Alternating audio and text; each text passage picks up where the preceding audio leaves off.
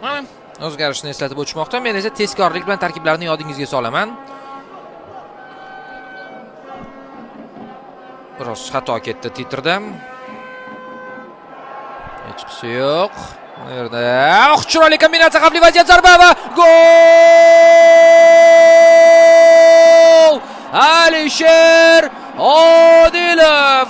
Yo'q, bu Saidazamat Mirsaidov bu chiqdi-da. Tarkiblarga enishdim. Hozir ko'ramiz. Qani? Xato. Mana bunday.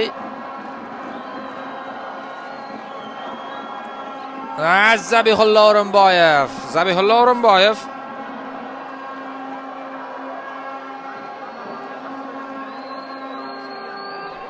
Uzatma muallifi chiroyli tarzda sheriga yetkazdim.